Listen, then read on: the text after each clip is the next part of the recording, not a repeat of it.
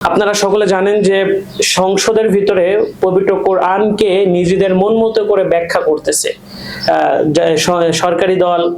তারা নিজেদের মন মতো করে পবিত্র কোরআনকে ব্যাখ্যা করতেছে।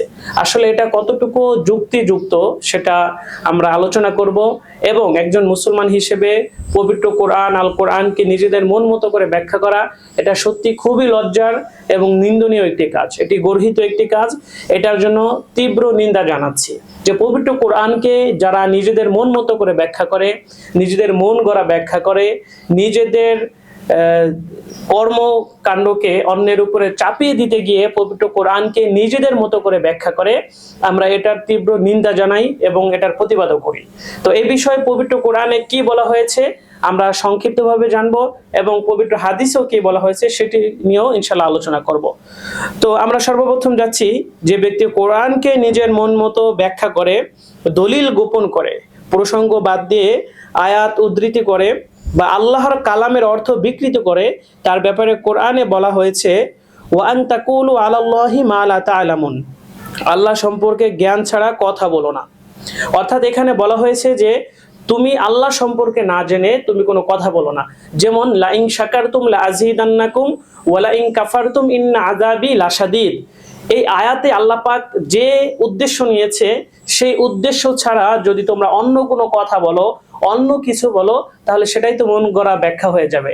যেমন সরকারি দলের একজন সম্মানিত সংসদ সদস্য বলেছে যে তারেক জিয়ার কৃতজ্ঞতা জ্ঞাপন করতে হবে, দলীয় কৃতজ্ঞতা জ্ঞাপন করতে হবে, ইত্যাদি ইত্যাদি যা কিছু বলেছে সেটা তারা তাদের মন মতো বলেছে, মন গড়া বলেছে, এবং নিজেদেরকে বাস্তবায়িত করার জন্য এই কথা তারা বলেছে। এটা মন গড়া কোরআনের ব্যাখ্যা হয়েছে, মন গড়া কোরআনের অর্থ হয়েছে, যেটা আমরা তীব্র সমালোচনা করতেছি এবং নিন্দা প্রতিবাদ জানাচ্ছি। আমরা আশা করি আগামীতে আপনারা এরকম কিছুই করবেন না। এরপরে পবিত্র কোরআনের আরো একটি আয়াতে বলা হয়েছে ওয়া ইয়াকুলুনা আলাল্লাহিল কিযবা ওয়া হুম ইয়ালামুন, তারা জেনে শুনে আল্লাহর উপর মিথ্যা আরোপ করে। অর্থাৎ যে কথা তারা বলেছে পবিত্র মহান সংসদে, তারা যে কথা বলেছে যে এটা করতে হবে, তারেক জিয়ার কৃতজ্ঞতা জ্ঞাপন করতে হবে, ইত্যাদি ইত্যাদি যা কিছু বলেছে আপনারা সকলে শুনেছেন, সেই বিষয়টা এখানে বলা হয়েছে তারা জেনে শুনে আল্লাহর উপর মিথ্যা আরোপ করে। অর্থাৎ আল্লাহ তো এটা বলে নাই যে তারেক রহমানের ইয়া করতে হবে, কৃতজ্ঞতা জ্ঞাপন করতে হবে বা অন্য কিছু তারা যা বলেছে, এটা কিন্তু আল্লাহ পাক বলেন নাই। এখানে আল্লাহ পাক আল্লাহর সন্তুষ্ট, আল্লাহর শুকরিয়া আদায় করার কথা বলেছে। এখানে কোনো মানুষের কৃতজ্ঞতা আদায় করার কথা আল্লাহ পাক কিন্তু বলেন নাই। তো তারা মন গড়া কোরআনের ব্যাখ্যা করেছে, এটার তীব্র নিন্দা জানাই, প্রতিবাদ করতেছি।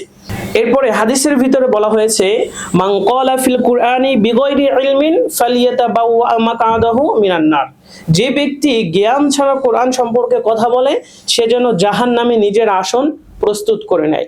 এটি জামি তিরমিজিতে বর্ণিত হয়েছে। এরপর এছাড়াও আরো অসংখ্য হাদিস রয়েছে, অসংখ্য আয়াতও রয়েছে, যেটা নিয়ে আলোচনা করলে অনেক লম্বা, অনেকক্ষণ আলোচনা করা যাবে, কিন্তু অনেক সময় আলোচনা করার সময় না। আমি বলতে চাই সর্বশেষ কথা হচ্ছে যে কোরআনকে নিজের মন মতো ব্যাখ্যা করা, কোরআনকে নিজের মতো করে ব্যাখ্যা করা, নিজের মন মতো করে ব্যাখ্যা করা, এটা আসলেই বোকামি, এটি গর্হিত, অপ্রত্যাশিত একটি কাজ।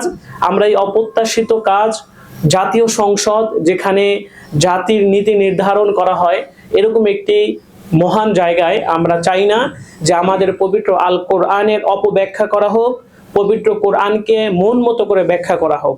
আমরা চাই সুন্দর মতো কোরআন এবং হাদিসের উপরে ভর করে আমাদের জাতীয় সংসদ চলুক, আমাদের দেশ চলুক, আমাদের রাষ্ট্র চলুক। আর নয় কোরআনের অপব্যাখ্যা, আর নয় কোরআনকে নিজের মন মতো করে ব্যাখ্যা করা। সকলে ভালো থাকবেন, সুস্থ থাকবেন। আসসালামু আলাইকুম ওয়া রাহমাতুল্লাহ।